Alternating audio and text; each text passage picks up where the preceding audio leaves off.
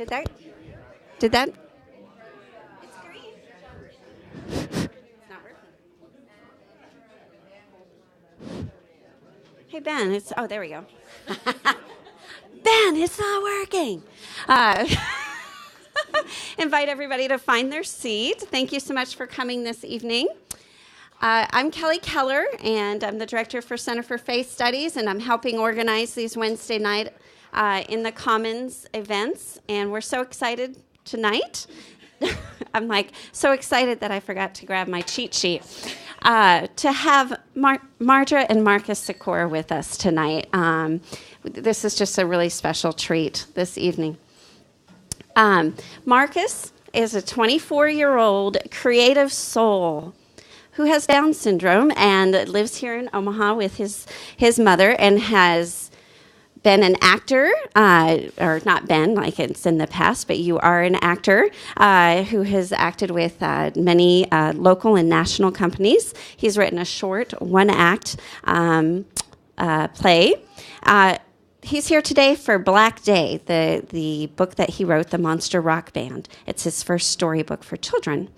And it says when he's not watching theater, singing, or working out, he's contemplating the sequel already for the next book. That's so great. Mardra is Marcus's very proud mother.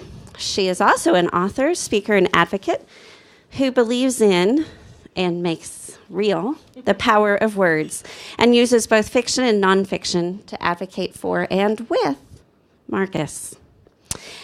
She's the author of Essay, Arguing Eugenics, The Future and Other Twists, a collection of short and super short stories, and The Parent's Guide to Down Syndrome, advice, information, inspiration, and support for raising your child from diagnosis through adulthood.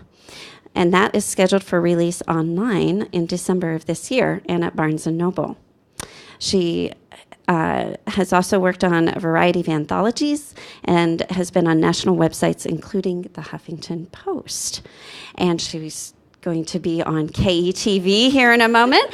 You may have seen her also seen Black Day featured in the Omaha World Herald. I was so excited when I saw that on the front page. I said, we've got celebrities coming to Countryside. So we're so thrilled to have you both here with us this evening. And just for those of you who are unfamiliar with the way that we're doing Wednesday night in the Commons, it's if you haven't figured it out already, it's a pretty relaxed kind of setting. We have wonderful volunteer baristas, Dan and Jeremy. Where'd Jeremy? He's right in front of me. Have been graciously volunteering their services as baristas, and Ed Hiddell has been setting up. And then the other person I want to point out is Terry Vincent. Would you wave? She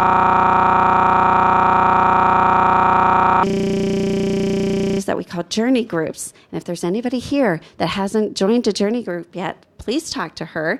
And what we see this as is kind of a precursor in a little bit that just says, you know what, isn't it great to be in community with one another? And this is what that means. It's just an opportunity to be in community with each other.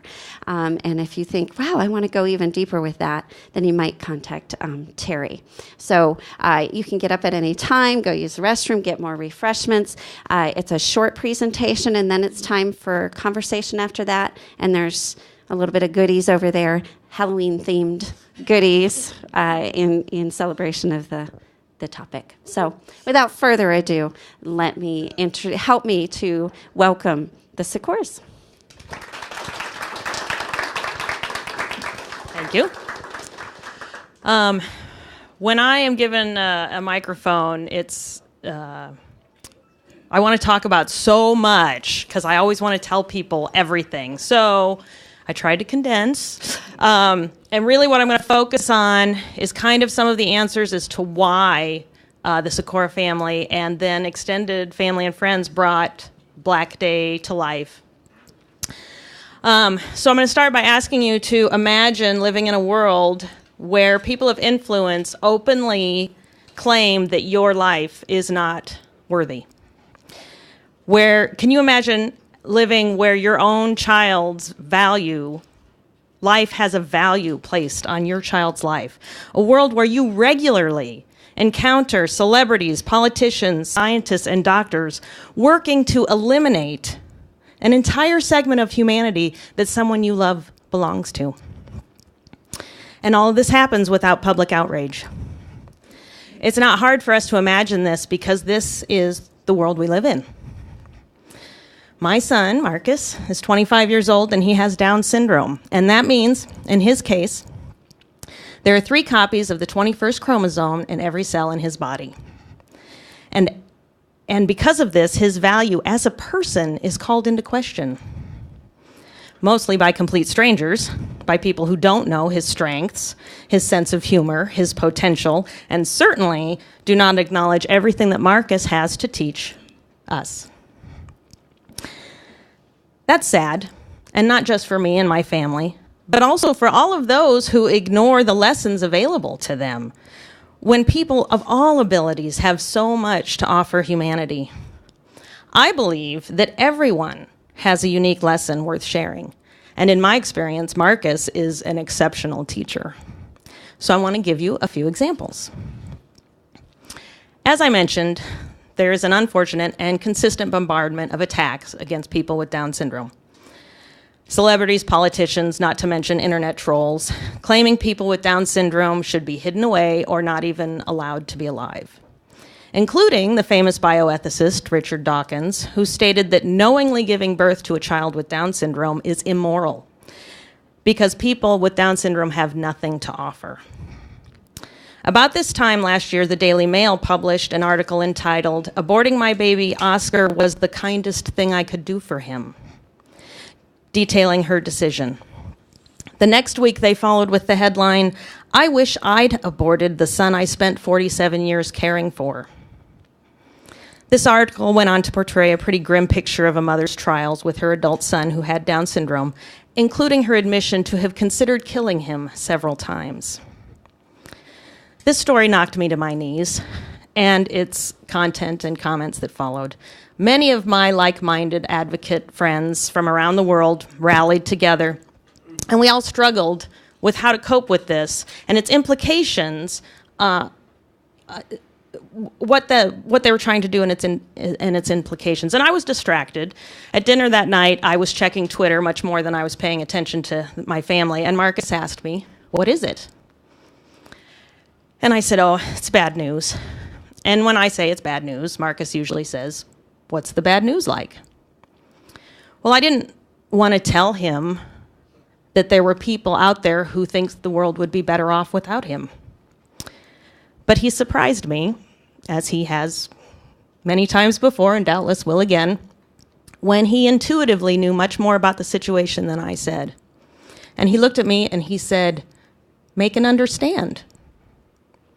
Now, make and understand is what happens when Marcus is saying something and I'm trying to get it, and he says it again and I say it again until finally he throws his hands up and says, "Make and understand," which is his way of saying, "Why can't you understand me?"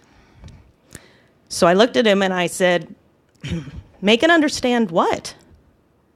And he said, "Love."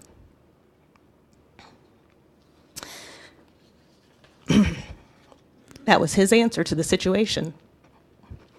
I stared in amazement because, of course, he's right.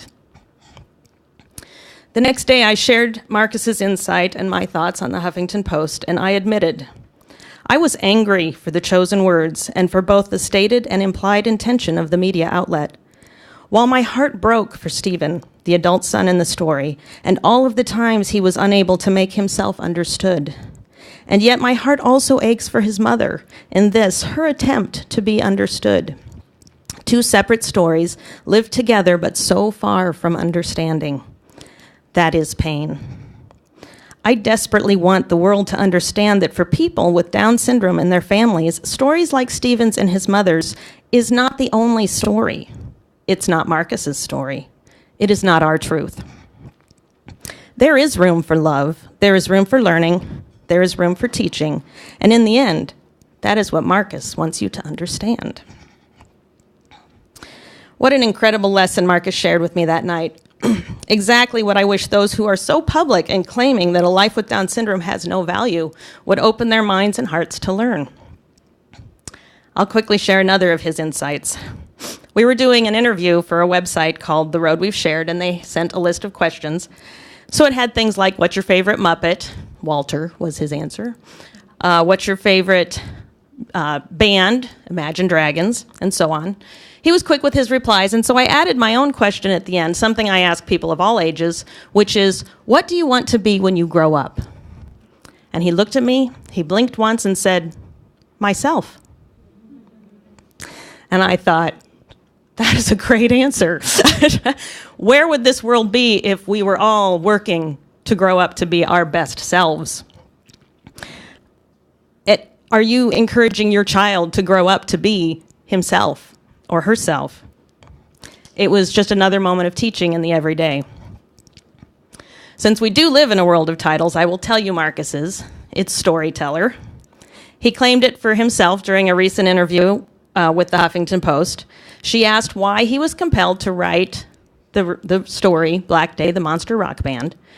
And he answered, because I'm a storyteller. I can vouch for this because Marcus has been telling me stories for years. In fact, he's told stories before we even knew what he was talking about. But more recently, like the last 10 years or so, Marcus and I have been writing together every Sunday. We call it the Broadway List. And our writing process simplified is that he tells me the story, the process, the action, the setting, and I write it down. Sometimes I ask him questions to help moving the story along, and I do add the fluffy words. We decided as a family that it's important to share Marcus's stories with the world. His first book came out this summer, and just this week, we released the animated short. By pursuing this project, I wanted to show the world his passion and his creativity. And I had my own ideas of what this project meant. But I'm learning now that people are learning far more from it, and far more than I had ever hoped for. So first, I would like to show you the trailer. Which someone will hit a button for me. Here it comes. Oh, sound. But it's great animation, isn't it?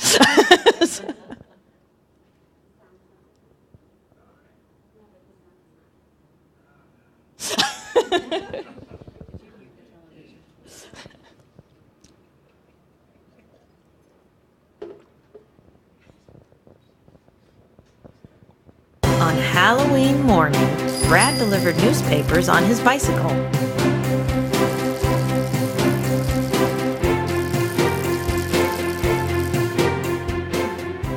Hey, yeah. Oh, yeah. Come on. Whoa! A monster band playing rock and roll. Yeah. Oh, yeah. Come on, sing it with me. Rock and roll.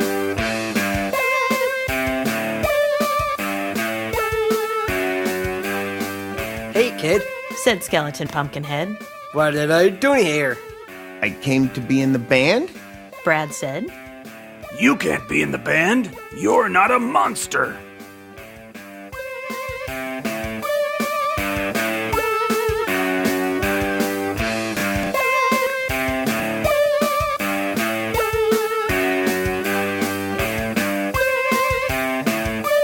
Long outro. It's a good thing you did that because Marcus and I were at a recent book reading and they forgot to clap, so he reminded them. So the first few stories I gave tonight about Marcus's teaching are not completely effective because they're through my eyes and they're what I learned. But by Marcus sharing his own story with the world, he is teaching everyone himself. And what people are learning is much more than I even realized working all these years on this project. It's a long time. It takes a long time. Just last week, another celebrity publicly stated that all people with Down syndrome are vegetables and should be put down. Yet, here's Marcus, living his life with openness and ambition. Sadly, not everyone is open to learning. Can you imagine what the world would be like if we celebrated the lessons that everyone, each with their own diverse abilities, teaches us every day? So I leave you with this challenge.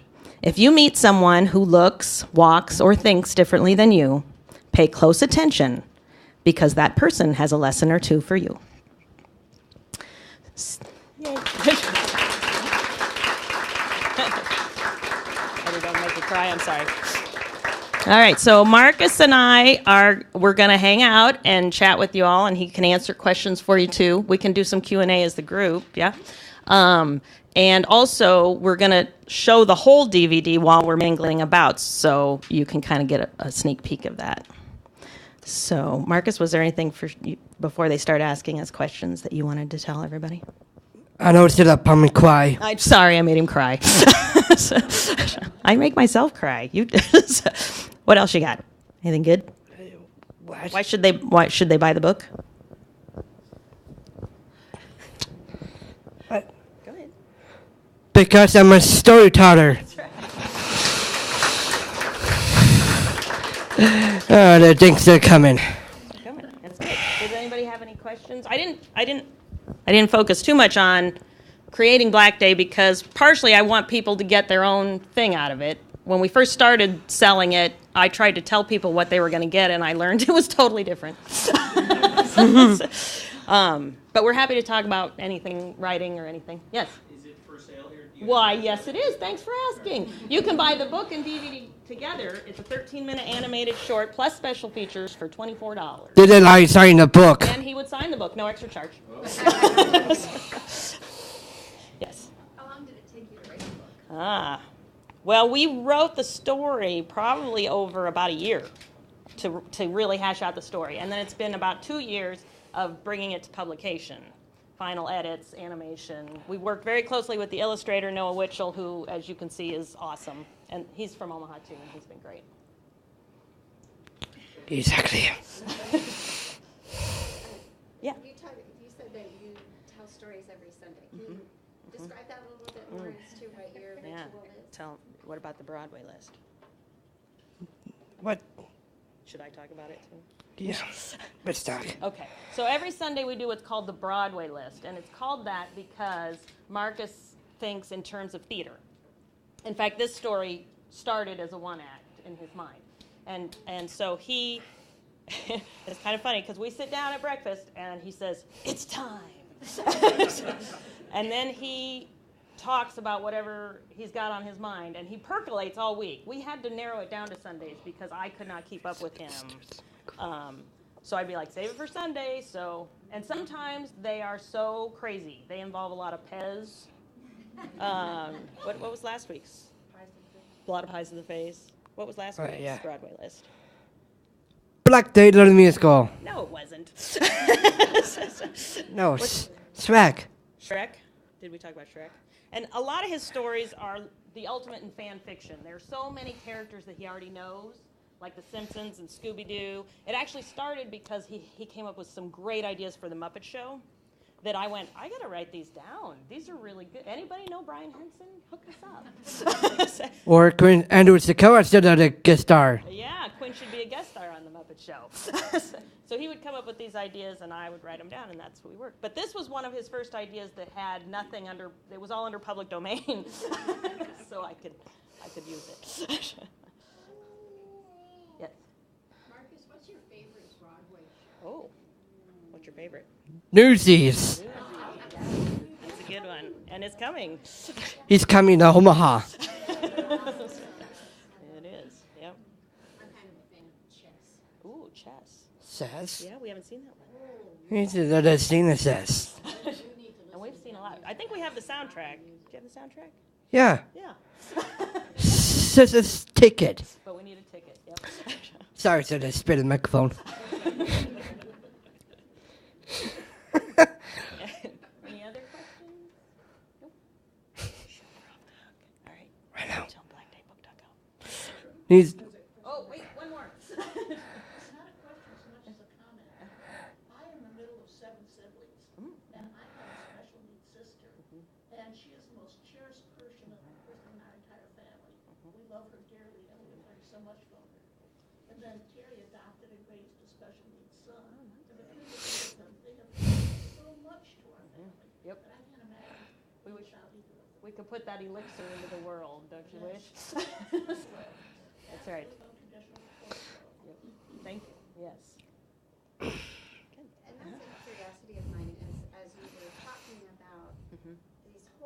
things being said in front of Mark. I have to admit, I was like, whoa. Yeah. So, can you talk about your evolution of that, of protecting Marcus towards including him in that discussion? Yeah, well, I think that as we started the website, Grown Ups and Downs, about 2.5 years ago, and that was a heavy decision to make because you put yourself online and then there you are, right? And anybody can take it.